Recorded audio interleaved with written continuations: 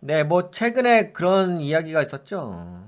뭐 흑연 수출 제한, 네, 미국에서 미중 갈등을 통해 가지고, 네, 흑연이 이제 아무래도 2차 전지의 핵심 원재료이다 보니까 원료이다 보니까 그래서 2차 전지 관련된 업체들이 폭락했다 이런 소식도 좀 있죠. 2차 전지주 아킬레스건 건드렸다. 중국 한마디에 급락. 중국이 2차 전지 핵심 원료인 흑연 수출을 규제한다는 소식에 포스코 퓨처엠, 에코프로 등 2차 전지 관련주가 급락했다. 흑연 수입을 중국에서 90% 이상 의존하는 국내 배터리 기업들에게는 비상이 걸렸다.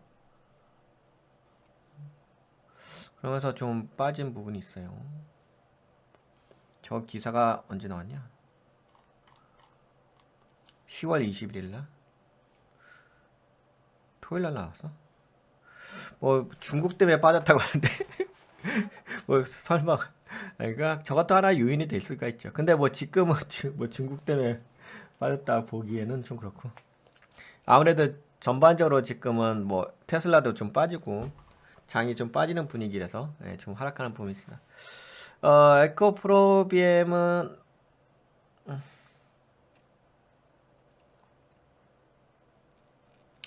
추세적으로는 뭐 예, 하락 방향이긴 하죠. 근데 은근하게 돌리긴 했어요. 그래도 돌렸대요. 돌리긴 했는데 살짝 돌려주는 거 있긴 있는데 에코 프로 BM이 잠깐 추세적으로는 돌리는 건 있는데 근데 지금 빠지죠. 그래도 나중에 좀 장이 괜찮아지게 되면 올라올 수는 있긴 하겠다. 하지만 뭐 아무래도 지금 현재로서는 장이 좀 불편하게 안 좋으니까 우선은 약세로 보시는 게 맞겠죠? 현재 상태는.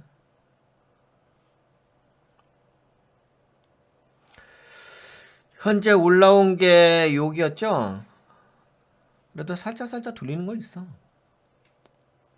고가로 해가지고 26만 1,500원.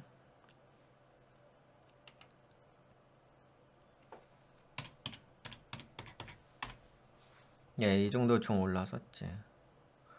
근데 올라왔다가 더 이상 못 올라가고 저항대 맞고서 빠진 건데. 그러면 뭐 그 다음에 올라가려면 당연히 뭐 26만 1,500원 네, 여기를 좀 돌파를 해줘야 되겠죠. 그래야지 좀 올라갈 수가 있긴 하겠지. 하지만 지금 현재 캔들은 아직 전저가를 깨인 건 아닌데요. 잠깐 요 종목하고 에코프로하고 차이를 좀 봅시다. 근데 에코프로가 더 강하게 빠지죠? 아예 전저가 깨면서 빠지는 거니까 음봉이 4개 나오는데 근데 에코프로비엠은 그래도 전저가를 깨지는 않은 상태에서 나름대로 좀 선방해주는 모양새가 있긴 하네요. 그래도 캔들도 약간은 거리랑 들어오면서 십자형 샛비령 캔들 나왔죠. 그래서 꽤 버티는데 다만 이제 현재 수급이 아무래도 좀 외국인들이 계속 던지다 보니까 외국인으로 주구장창 던진다. 그래도 간혹 가다가 연기금 들어오긴 하는데요. 근데 개인들의 수급이 왜서 들어오죠? 수급이 따라주진 않네. 아직까지는 그쵸? 그럼 우선 약세로 보는 게 맞죠 뭐. 이제 외국인들이 들어오게 되면 그때부터는 좀 괜찮아질 수도 있긴 하겠지. 그리고 이런 데가 나름대로 뭐 좀 밑꼬리 잡아주는 거 봤을 때는 그리고 거래량도 좀 들어오는 걸 봤을 때는 나름대로 이제 지지 라인의 모양새가 있어요. 22만 1,000원이죠. 이런 것들이 이제 예,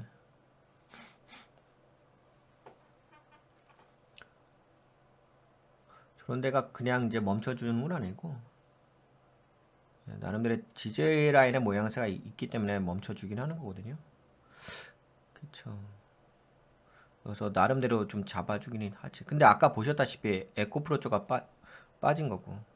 에코프로는 전저가까지 깼는데 근데 잡아주긴 해. 근데 아직까지는 수급이 받쳐주지 않으니까 그러면 우선은 수급이 받쳐줘야 될 것 같은데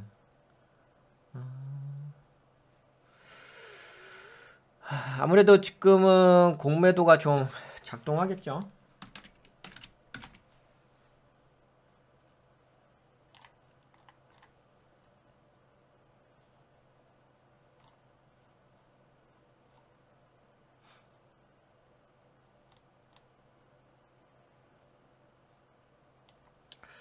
공매도 물량이 많네요. 공매도 잔고 수량도 200만 주에서 지금 460만 주까지 증가하고 있으니까 공매도의 영역이 있습니다. 공매도 거래량도 20만 주 막 이런 식으로 하니까 예전에 보다 그치 많잖아요.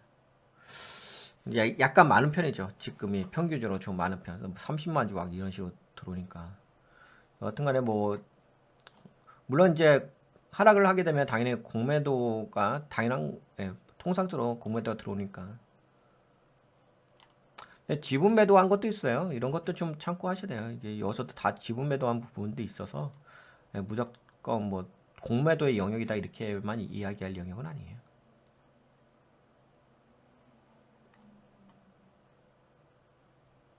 장내 매도도 있잖아요. 1억 7천 뭐 이렇게 3억 6,400만 원 9억 다 장내 매도 있네.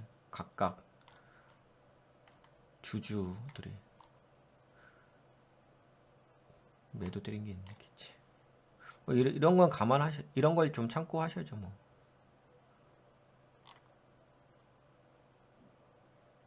코스닥 주간 외국인 순매도 1위가 에코프로비엠.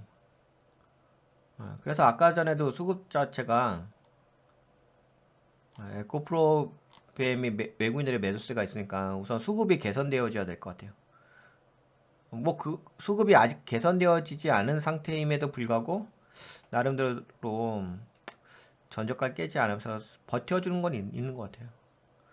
그렇다고 한다면은 이렇게 봐야죠. 우선은 버텨주는 건 맞긴 맞는데 여기가 변동폭이 몇 프로죠? 이 자리가 변동폭이 약 20% 정도 되죠. 반올림에서 20%의 변동폭이기 때문에 근데 20%의 변동폭인데 아직까지 뭐 돌린 건 아니잖아요. 그렇죠? 그냥 왔다리 갔다리 해주는 거기 때문에 우선 돌려줘야지 돼요. 차트가 아직은 돌린 건 아니니까 우선 돌려주는 관점으로 볼게요. 그래도 뭐 전저가를 안 깼으니까 그래도 긍정적인 면은 있죠. 하지만 돌린 건 아니니까 돌리는 관점으로 좀 이야기를 한다면은 최소 가격대 그래도 뭔가 희망을 품을 수 있는 최소 가격대로 이야기하는 게 낫지. 희망을 품어야 되는 거니까. 제가 보기에는 24만 8천 원?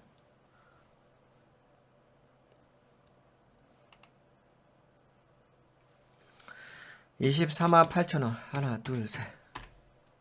네, 요 정도는 좀 올라와야 되겠죠? 그러니까 무슨 얘기냐 하면은 여기에 변동폭 구간 여기죠. 여기가 반올림에서 약 20%의 변동폭 구간이에요. 그러면 이제 여하튼 간에 이 추세선 있잖아요. 이 하락 추세선 제가 그어놓은 거. 이 그어놓은 자리 여기 하락 추세선. 네, 여기에 돌려야 될 거 아니에요? 그 추세선을 돌파하면서 그래도 어느 정도 기본 가격대는 올라와야 되잖아요. 근데 물론 전저가를 깨지는 않았지만 그래도 약세거든요. 현재 포지션은 하락 추세선 아래 있으니까 하락 추세선을 돌파하면서 올라와야 될 거 아니에요. 그럼 올라온 자리가 어느 가격대냐, 네 그런 걸 좀 알 필요가 있긴 하겠죠. 올라온 자리가. 그러면 24만 8천 원 정도요.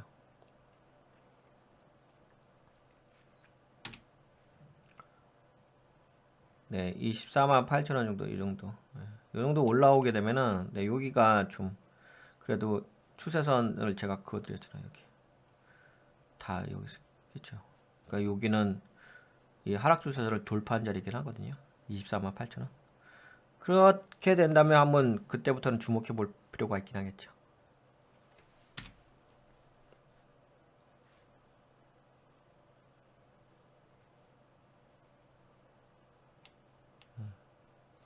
24만 8천 원이요. 네, 여기까지는 좀 올라와 줘 돼요. 기본적으로. 그러니까 무슨 얘기냐? 네, 이렇게는 때려줘야 된다고요. 캔들이. 그러면 이제 그때부터 한번 주목해 볼 수가 있는 거죠.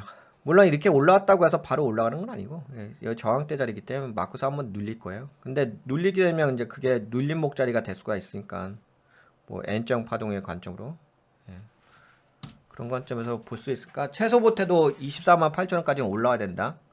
그렇다고 한다면 제가 얘기했던 24만 8천 원까지 올라와야 된다고 말씀드렸잖아요. 그러면 역으로 얘기해 볼까요? 역으로 이야기하게 된다면 동 가격대까지 올라오지 않는다면 그건 무슨 거죠? 동 가격대까지 올라오지 않는다면 그건 약세인 거죠. 그렇다면 굳이 약세일 때는 뭐 그렇게까지 네, 너무 좀 네, 적극적으로 할 필요는 없죠. 왜냐하면 이 현재 이 구간도 변동폭이 20%도 채 안 되는 구간이거든요. 20%채 안 된다고 한다면 약한 자리이기 때문에 그래도 좀 기본적으로 돌린 자리에서 보는 게 낫겠죠. 여하튼간에 뭐 그래도 약간 밑꼬리 잡아준 건 있어서 괜찮긴 한데 그래도 뭐 24만 8천 원 정도는 올라야 될 것 같아요. 그때부터 한번 주목을 해보세요. 그래도 지지하는 건 있어요. 다만 이제 다만 현재 상태가 안정적이지는 않아서 그런 것 뿐인 거죠. 네, 그러면은 네, 에코프로비엠은 여기까지 볼까요? 네, 도움이 되셨다고 생각되신 분들은 네, 좋아요, 새로 오신 구독 한번 눌러주고요.